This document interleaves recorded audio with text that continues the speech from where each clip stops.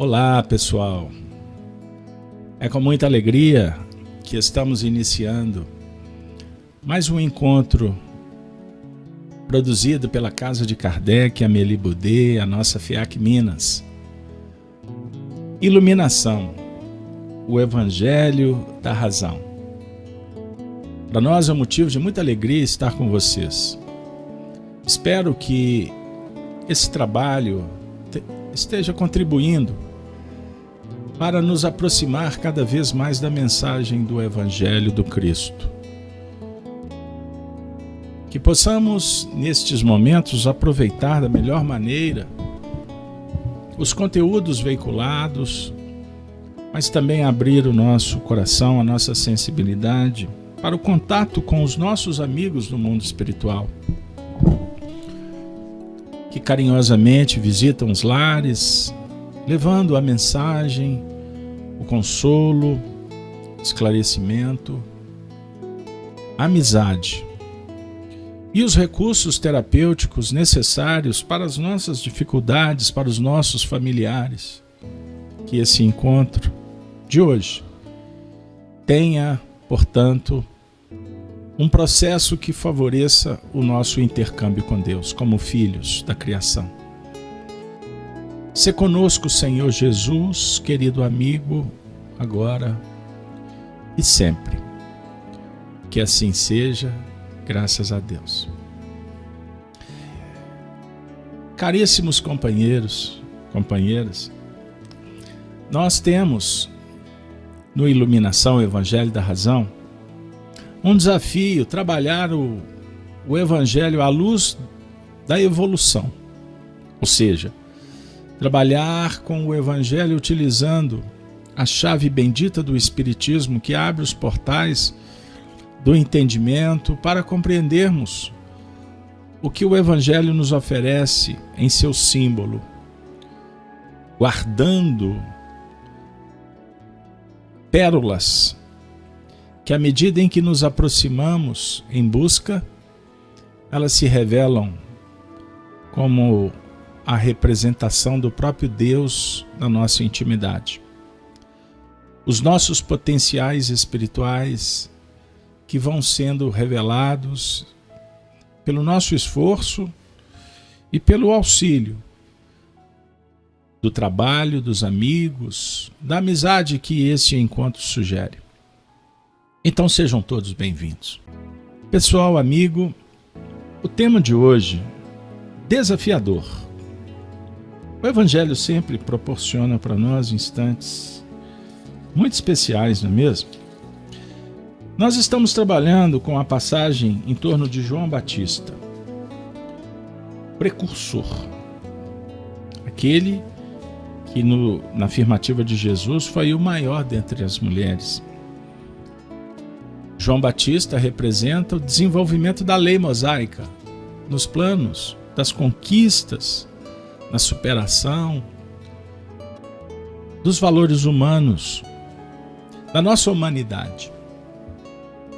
Então poderíamos dizer que João Batista abre para nós uma escola filosófica muito especial, uma vez que João Batista sugere que a psicologia, a fisiologia, todas as ciências humanas, a medicina, possam ser utilizadas como recursos de conhecimento para este desenvolvimento da nossa espiritualidade tão sonhada por todos nós.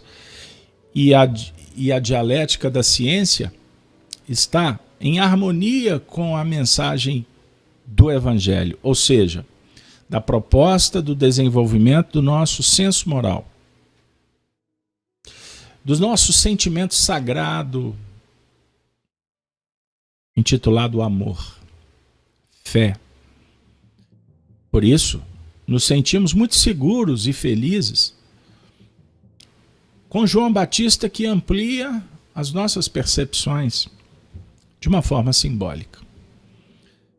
Nós sempre temos relembrado E o nosso esforço com o Evangelho é, antes de tudo, ter um ensejo de estudarmos o Espiritismo em seus princípios fundamentais para favorecer. Pois sem o Espiritismo, a mensagem do Evangelho continua obscura. Nós teremos dificuldade de entender. Com isso, nós temos dialogado com vocês no Evangelho da Razão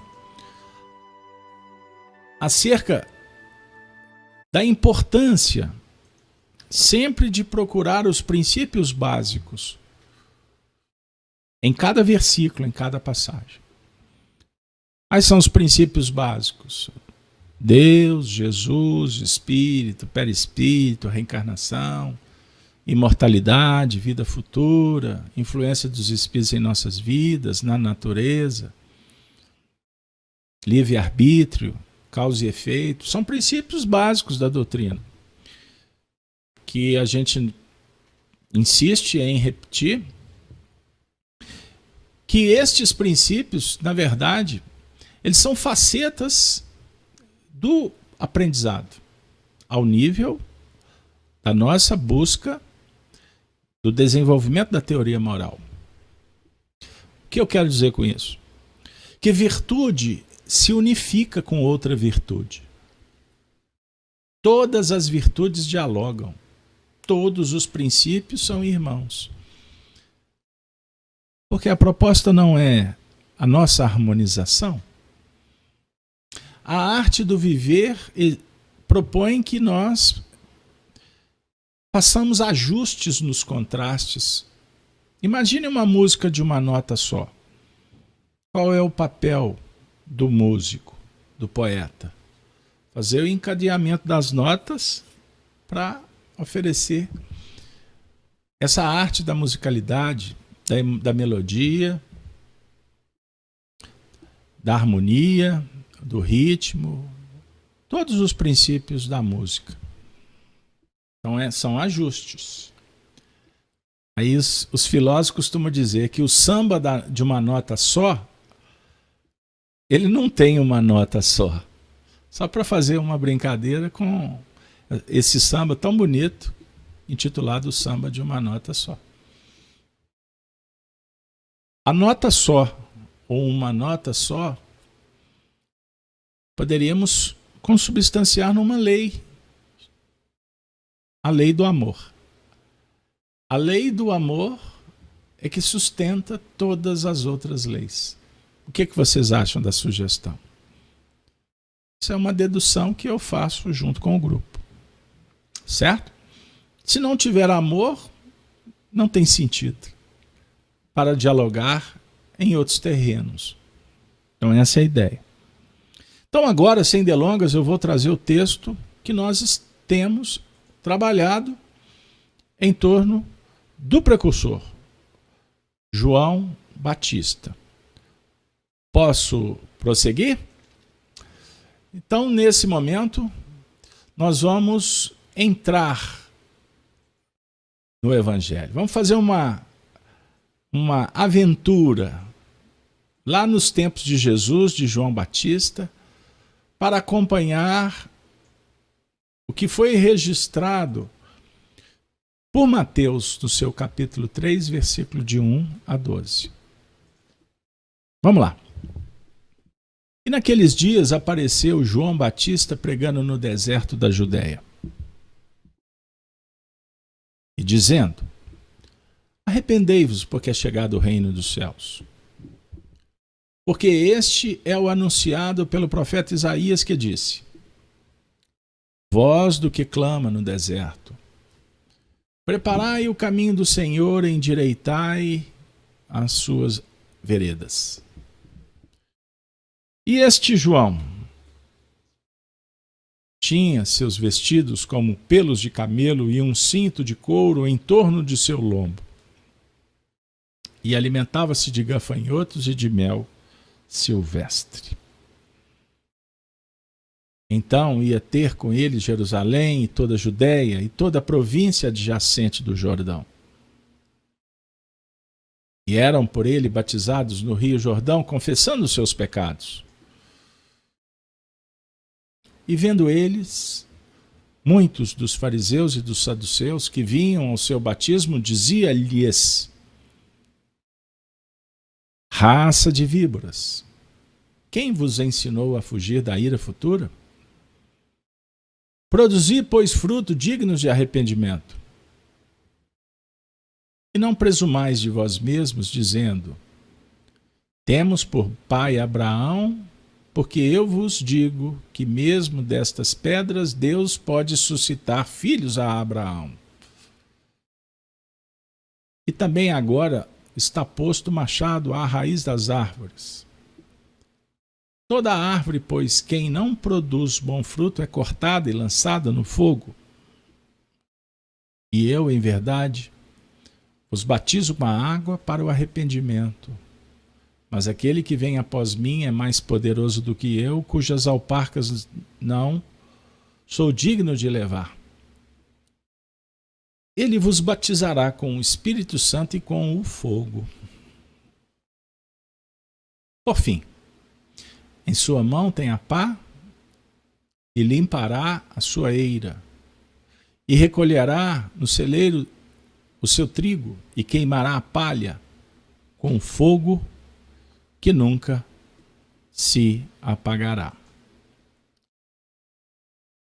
Vocês viram? Quantos desafios temos nessa tarde bendita? Então, sem delongas, vamos trabalhar hoje o versículo 7.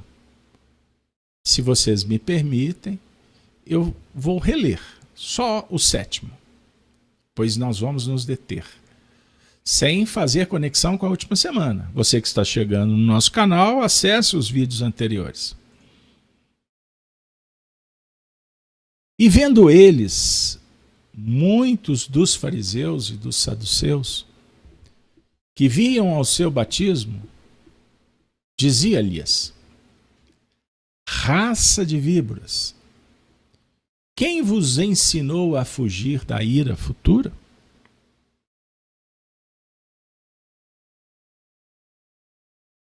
A pergunta inicial. Lembram do nosso tratado?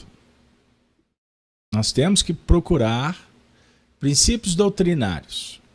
Mas antes disso, nós temos feito aquelas perguntas, seguindo aquela didática, para que a gente possa situar a cada um de nós no próprio texto. Quais são as perguntas? Onde, o quando, quem e como. Certinho? Então vamos fazer um esforço em conjunto? Quais são os personagens, ou qual o personagem que nós podemos encontrar nesse versículo 7? Então, o texto está dizendo que vendo eles, muitos dos fariseus e dos saduceus. Bom, então tem um sujeito oculto aqui. E vendo eles. Quem estava vendo? João, seus seguidores. Eles estavam em trabalho. Eles estavam numa escola. Essa escola, para João Evangelista, ficou conhecida como uma escola do batismo. Mas só do batismo? Ele ficava o tempo todo trabalhando nesse sentido literal da palavra. Nós sabemos que o batismo essencial é o da mente. Metanoia.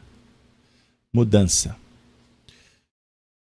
Obviamente que tinha a prática do mergulho na água, mas era a consolidação. Então nessa escola tinha o mestre João Batista e tinha os seus estudiosos, os alunos. Naturalmente, como nós vimos em textos anteriores, muitos iam procurar João Batista e os seus discípulos. Então poderíamos especular, só para fazer uma ilação, que muitos observavam a chegada dos fariseus e dos saduceus. Fariseus e saduceus são os sacerdotes, os representantes da religião judaica. Interessante, porque eles estavam vindo para o batismo de quem? João. Então, João era o mestre. Então, nós temos alunos, frequentadores da escola, que podem naturalmente ser trabalhadores da escola, o público que vez por outra se aproxima da escola. Mas nós temos visitantes ilustres.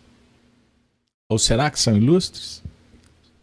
Sob o ponto de vista do humano, sim, que eles eram autoridades. Mas em qual condição que eles chegavam naquele ambiente? Então aí entra talvez a pergunta do como, não é? Como? Como que eles chegavam ali? Curiosos? Estavam ali para fiscalizar? Para questionar? É válido essa posição? Aí vem uma outra pergunta: quando? Bom, quando João estava favorecendo os beneficiados. Ele estava batizando, ensinando, conversando. Quando nós procuramos João Batista? Caso nesse momento nós sejamos os fariseus, os saduceus, nós fomos ali por curiosidade? Ou nós nos aproximamos inseguros, temerosos que João poderia estar criando um problema para o sistema? Isso sugere uma outra pergunta. Como nós procuramos, como nós adentramos, como nós nos inserimos nos ambientes, nas relações, nas tarefas? Então essa pergunta é muito interessante. Porque o texto não vai favorecer muito no sentido de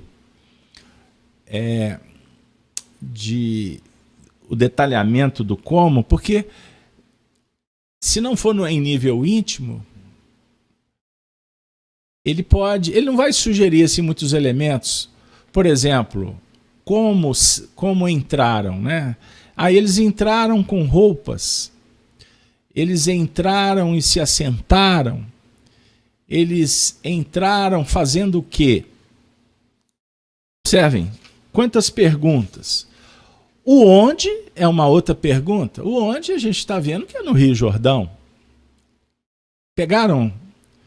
Não sei se vocês estão me entendendo. Essas perguntas são muito importantes para que a gente possa começar a flexibilizar os portais, não só do entendimento, mas da própria conexão com a mensagem que nos visita. Por isso, é muito importante que a gente abra o coração para esse mergulho. Vamos fazer uma análise dos trechos. Então, esse versículo nós vamos acompanhar uma divisão em 4 etapas. A primeira que nós vamos considerar: e vendo ele muitos dos fariseus e dos saduceus. Vamos trazer um comentário do Honório Abreu e do Sobral. Fariseus e saduceus pertenciam os últimos às seitas derivadas da arraigada tradição que reinava no seio do povo judeu. A dos fariseus era considerada das mais importantes e se fundava no fato de que só se devia depositar fé nas Escrituras. Rígidos cumpridores das práticas exteriores do culto, cheios de ardente zelo de proselitismo, fazer prosélitos, inimigos dos inovadores, afetavam grande severidade de princípios, ocultavam costumes dissolutos, muito orgulho e excessiva ânsia de dominação. Acreditavam ou diziam acreditar na providência, na imortalidade da alma, na eternidade das penas e na ressurreição dos mortos. Observemos essa descrição porque ela é muito importante. Ela dá todo o norteamento para as considerações. Então os fariseus e os saduceus, eles vão procurar o João Batista.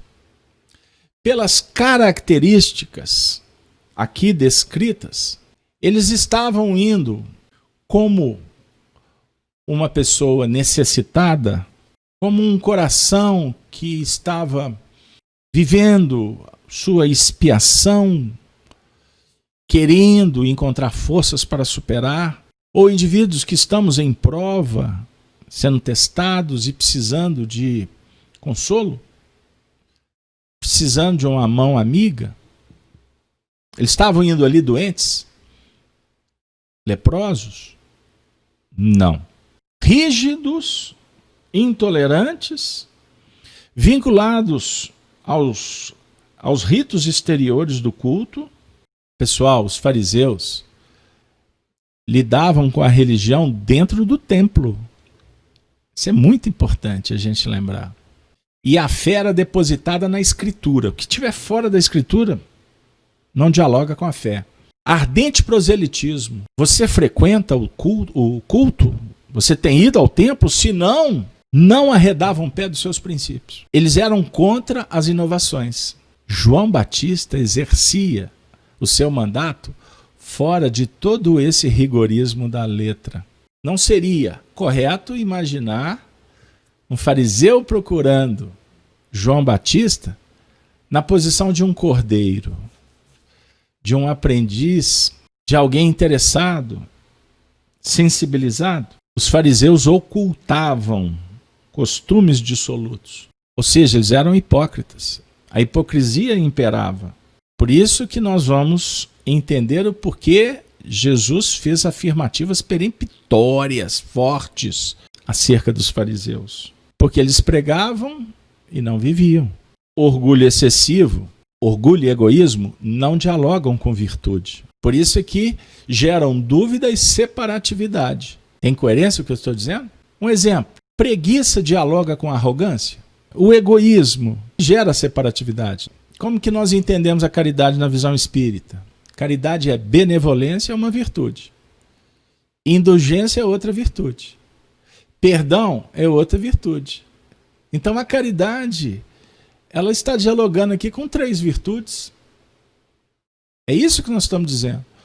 O egoísmo, a vaidade, o orgulho não dialogam, ou um com o outro. Representam os ciclos viciosos. A virtude gera um ciclo virtuoso. Isso é filosofia pura. Com isso, eles chegam para João Batista ao lado dos saduceus, porque vendo ele muito dos fariseus e dos saduceus, quem eram os saduceus? Os saduceus não criam na imortalidade, muito menos na ressurreição. Crendo, no entanto, em Deus. Eles acreditavam em Deus. A satisfação dos sentidos físicos era tida por objetivo essencial da vida. Sabe a teoria do espiritualismo materialista? Seria esse o diálogo. Acredita em Deus, mas o culto é a Mamon. Atinham-se ao texto da lei antiga, não admitindo a tradição nem as interpretações. É o que está escrito, ponto final. Caracterizavam-se, portanto, como materialistas, deístas e sensualistas da época. Tais notas registradas pela história e incluídas na introdução do Evangelho segundo o Espiritismo para quem quiser aprofundar na pesquisa. Agora, espiritualmente, estão eles personificados naqueles que, ainda apegados às expressões exteriores, cristalizações e interesses imediatistas, fazem da religião trampolim para o atendimento de seus objetivos imediatos. Não foi sem essa razão que o mestre orientava.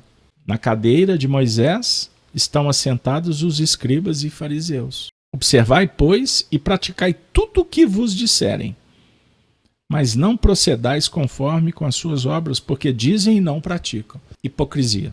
Estão sentados na cadeira de Moisés. O que Jesus está falando para a gente? Que a cadeira de Moisés é a cadeira da autoridade. Moisés não representa a primeira revelação, os 10 mandamentos? Vamos pensar, João Batista vivia os preceitos mosaicos. Jesus não tinha inaugurado o mandato. Ele é mais novo que João Batista. É lógico que isso é simbólico, tá bom, pessoal? Porque se João Batista chegou na plenitude vivendo o que Moisés ensinou, significa que Moisés representou muito bem o Cristo. Não existe uma separação, Moisés, a justiça e o amor. Não existe. Essa separação é humana. Porque a justiça divina é amor. Quando fala em justiça, a gente associa com a humana. Aí certa feita perguntaram para Chico, tem condição de Emmanuel nos dizer qual é a diferença da justiça divina para a justiça humana? Preparem para a resposta. Respira fundo. Vamos ajustar na cadeira, que vem coisa boa. Emmanuel diz que enquanto a justiça de Deus é misericórdia suprema, a justiça dos homens cheira violência. Então a justiça humana não consegue adentrar nos planos da intenção. A justiça divina dialoga com a intenção, não é com o ato. A justiça humana vai dialogar com as ações. Quando estamos num tribunal, a figura que tem mais autoridade é o juiz. Um juiz estoico, que baseia suas definições nos planos da filosofia profunda do espírito, da alma humana, ele não se limita a ser apenas aquele que julga, mas ele atua como um educador. Ele não olha para as partes alimentando qualquer tipo de privilégio, qualquer julgamento precipitado, partindo de um plano, de um mundo ideal. O juiz, por excelência, é aquele que acolhe todos que estão no tribunal na condição de um educador amoroso, que usa a sanção, a lei, com uma visão educacional. Então, sempre procurando os valores nobres, mas ele avaliar a intenção dos réus, das vítimas, dos homens que compõem aquele cenário no tribunal. Ele não consegue julgar isso, porque só Deus. Então Deus compreende as intenções nobres e atende às intenções que nos favorecem. Fariseu e saduceu representam as nossas imperfeições. Agora nós vamos nos colocar na cadeira de Moisés, como eles. Aí Jesus vai perguntar assim, pessoal, vocês estão colocando em prática o que Moisés ensinou ou não estão muito preocupados com isso? Ele não está falando assim, olha, vocês estão sim interessados com Moisés, mas na hora de fazer sai assim. Não é esse o diálogo. Nos propondo uma reflexão sob o ponto de vista das nossas intenções e da nossa pureza do coração. Nós queremos, nós estamos esforçando, é o que vale. Então reconhece o verdadeiro espírita pela sua transformação e esforços. Transformação moral. Qual é a sua moral? Materialista? Não dialoga com a moral do espírita. Embora a gente sabe que vamos nos deslindando, nós vamos vencendo os apegos, os hábitos, gradativamente. Mas se você está em busca permanente de compreender e lutar, você é espírita. Agora, vocês já viram como a gente fica com vergonha? Quando a consciência pergunta para nós, afinal, tu é mesmo cristão? Aí fica assim, mas eu falei mal de Beltrano. Desejei mal para Ciclano. Xinguei lá na esquina o companheiro que me fechou no trânsito. Ai, que legal. E fica assim, aí olha para o lado, alguém viu? Se der, esconde atrás do poste. Meu Deus! Pessoal, é óbvio que é infantilidade, porque você não faz para o outro ver, aprovar.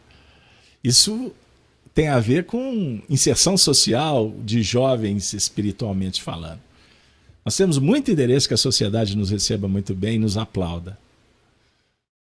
Que a sociedade nos ache belos, inteligentes, saudáveis. Não é assim? Nasceu a criança, como é que ela está? Graças a Deus, com saúde. O que vale é a saúde. Graças a Deus a criança nasceu. Está com a saúde fragilizada, mas graças a Deus ela... Porque quando a gente fala graças a Deus com saúde, pode ser que a gente está dando graças a Deus por não ter problema. Eu dei um exemplo assim muito superficial, rápido, rasteiro, só para dizer um pouquinho do que eu estou falando. O que nos importa é o menor esforço dentro desse plano dinâmico das imperfeições. Não seria muito melhor ganhar na Mega Sena? Aí a gente ainda diz, se ganhar 0,5%, vai para o centro. Obra de caridade, 0,5%. Mas 0,5%? Mas 0,5% é quase 1 milhão. Olha que dinheiro. Entenderam como é que nós operamos? E graças a Deus a providência divina, como dizia o Chico Xavier, não para a roda para a gente tirar a bolinha premiada. Ela não para a roda, porque se parar a roda a gente complica o processo. Nós vamos continuar sentados na cadeira de Moisés. Mas por que não trabalharmos para construirmos a nossa própria cadeira, inspirado nos feitos de Moisés? Compreenderam o que eu quero dizer?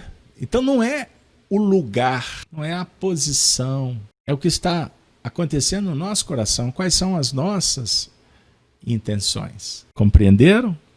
Como que o assunto abre para nós muitas possibilidades de reflexão? A cadeira de Moisés é um símbolo extraordinário para a gente. Então, quando nós construímos a ideia de que a cadeira de Moisés representa as conquistas do grande legislador, nós podemos trabalhar outras ideias. Por exemplo, nós precisamos, então, construir a nossa própria cadeira. Qual que é a função da cadeira? Para que quem está no caminho possa se sentar para descansar. A cadeira também pode ser usada para trabalhar, mas a cadeira, ela representa também uma posição que possa nos dar segurança para fazer alguma coisa. A cadeira, sob o ponto de vista espacial, não é, como um objeto, ela sugere equilíbrio. Ela sugere para a gente, na sua constituição de linhas verticais e horizontais, algumas reflexões também importantes. Sob o ponto de vista da verticalidade e da horizontalidade, a ideia é que haja um equilíbrio, um ponto de segurança.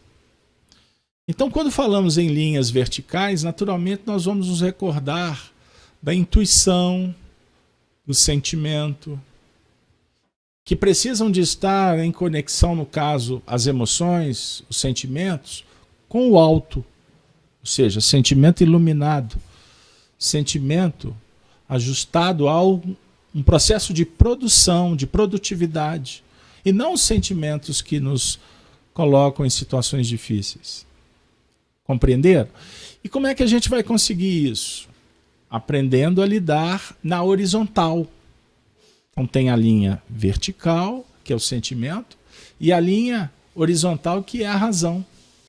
Que a nossa inteligência seja usada para as coisas que favoreçam as virtudes, o bem, o justo, o belo, porque quando não, trazemos desconforto, problemas, doenças.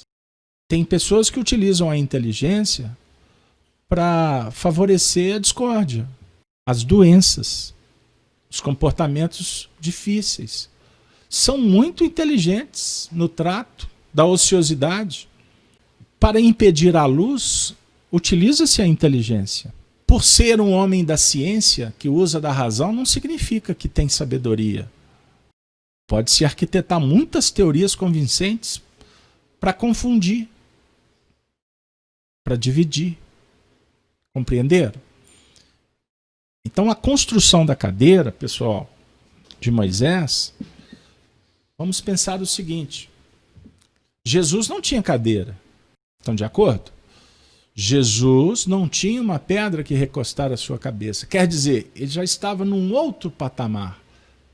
Mas nós precisamos de cadeiras, precisamos de cama, mesa, banho, nós precisamos de alimento, nós precisamos de muitas coisas. Mas a ideia da cadeira, ela sugere essa reflexão no que remonta à autoridade. A autoridade é que gera poder. Com o menor esforço, nós queremos poder fazer tudo e não interessados com o trabalho. A gente quer as coisas muito fáceis. Quando? Na zona da acomodação. Emmanuel tem um texto no livro Harmonização, anotem. Livro Harmonização, intitulado Autoridade. Ele diz assim: o poder na terra pode ser concedido. Você pode fazer isso. Faça isso para mim. Isso é conceder poder. Usa o meu dinheiro e por aí vai. Autoridade é diferente, sob o ponto de vista filosófico. Autoridade não pode ser dada de fora para dentro. Autoridade é conquista de dentro para fora. Reconhece-se o cristão pelas suas obras. As pessoas se aproximavam do Chico, se enterneciam, se sensibilizavam, sentiam coisas, porque já iam preparadas com o coração para receber. Imagine você viajar para Uberaba com a expectativa de ver um ser divino. Lá em Uberaba tinha um homem, um ser humano que lutava para ser um ser humano atendendo à expectativa da humanidade. Lá em Uberaba não tinha uma pessoa que queria ser esse divino que as pessoas esperavam. Que até hoje, eu não tenho dúvida que deve ter muito altar disfarçado ou nos lares para todo mundo ver com uma imagem do santo Chico Xavier. Crenças todas são respeitadas. Mas o Chico tinha também a sua cadeira. A cadeira do Chico irradiava pela sinceridade, pela dedicação, pelo carinho, pela fidelidade dele aos princípios. E como é que ele construía essa cadeira? Ele era um grande carpinteiro. Cadeira de madeira, né? A minha de metal. Então tá bom. Mas vamos falar da madeira? Porque a madeira sugere o reino vegetal. O reino vegetal dialoga com a sensibilidade ou não? O reino vegetal é um estágio. Mineral, vegetal, hominal, e aí vai. A definir que nós vamos estagiando, construindo sempre. Isso é muito, muito especial para a gente refletir. Agora, não se constrói essa cadeira espiritual com formalismo, com rigidez. O nosso espiritismo, e é o que nós pelejamos no projeto Casa de Kardec, em Melibudê, o nosso espiritismo é o espiritismo da família, é o espiritismo do amigo, é o espiritismo da simplicidade, inclusão, da pluralidade. Todos têm espaço. Não há distinção, não tem privilégio. É dado a cada um conforme a sua estrada, a sua experiência. Então nós temos que, obviamente, que explorar as habilidades. Mas temos também que favorecer para que habilidades sejam desenvolvidas. Então, hoje você faz uma prece no grupo. Amanhã você vibra com e pelo grupo. Depois você fará um comentário. Depois você vai ajudar a arrumar a casa. Depois você vai ter um momento de um certo destaque, as pessoas vão observar o que tu fez.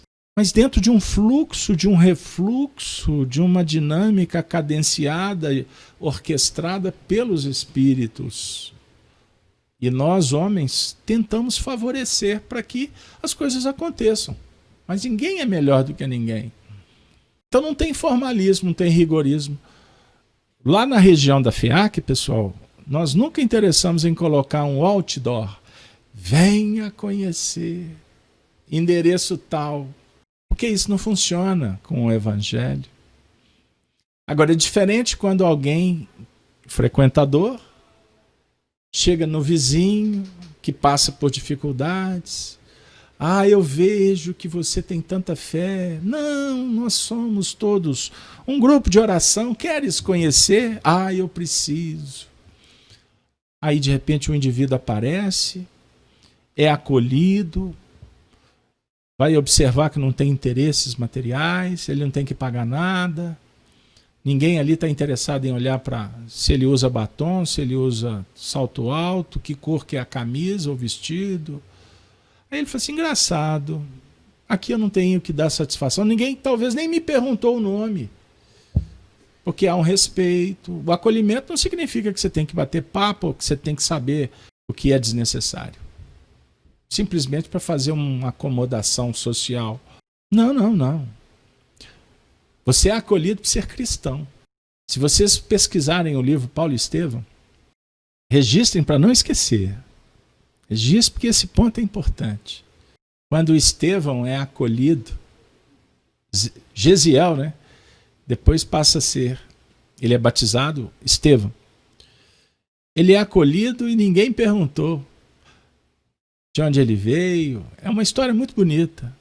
Lá todos eram os irmãos do caminho. Ou seja, estão no caminho, estão produzindo, estão construindo suas cadeiras. Muito longe de interesse de ter cargo.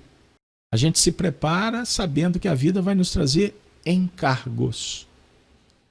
Mãe, filho, pai, amigo, divulgador, jornalista, médico, operário, gari, enfermeiro.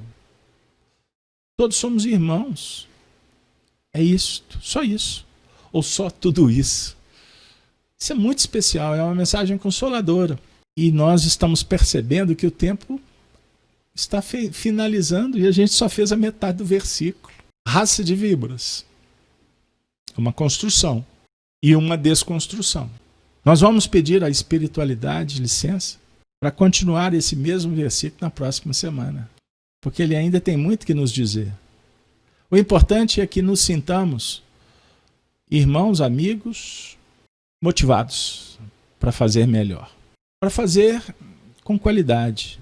Jesus nos ensina que o reino dos céus não é construído com aparências. A questão não é as pessoas verem você sentado numa cadeira. A questão é você ocupar o espaço que a vida te reservou. Ocupe seu espaço. Pense diferente e você vai fazer diferente, eu não tenho dúvida. E os fariseus eram rigoristas, eram exigentes. Eles ficavam prestando atenção na vida dos outros, moralistas. O que o outro está fazendo? E descompromissado com o que precisamos, a luta interior. Uma coisa é a gente se sensibilizar com a dor do próximo. Se interessar com o contributo que podemos dar para o nosso irmão. Que pode até ser um conselho, se ele pedir. Pode ser um posicionamento, se a vida exigir. Mas que façamos sempre reconhecendo que somos apenas instrumentos para que as coisas aconteçam. Porque tudo está conectado no universo. Deus está em toda parte. E nós não temos atribuições de resolver o problema do semelhante. Mas o humanismo que vai se agigantando à medida em que vamos bebendo dessas fontes maravilhosas com estes espíritos que são vanguardeiros de um novo tempo, nós vamos sentindo a beleza de poder contribuir, despretensiosamente. Então nós, operando com Jesus, não estamos interessados se o outro está batendo palma, se ele está vendo. Que vale a intenção. Guardem isso, amigos, guardem isso. É um clamor dos espíritos.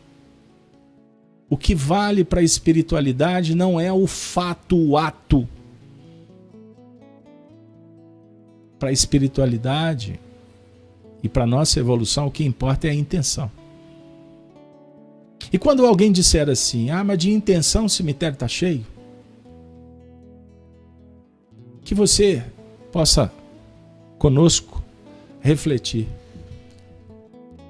que no cemitério não tem ninguém. Podemos até nos sentirmos mortos quando a imperfeição fala mais alto que a nossa vontade, que a nossa vontade ficou tímida. Mas saiba que não existe morte, a vida continua. Boa intenção é um passo para a boa vontade. Então pense nisso, com muito carinho, pois Jesus oferece para todos nós a iluminação como uma meta, mas para isso precisamos do Evangelho da razão, o Evangelho do dia a dia. De alma para alma, fala Maria Dolores. Escuta, alma querida, ante as perturbações e os empeços da vida, onde não possas ajudar a dissipar a treva e extinguir o pesar,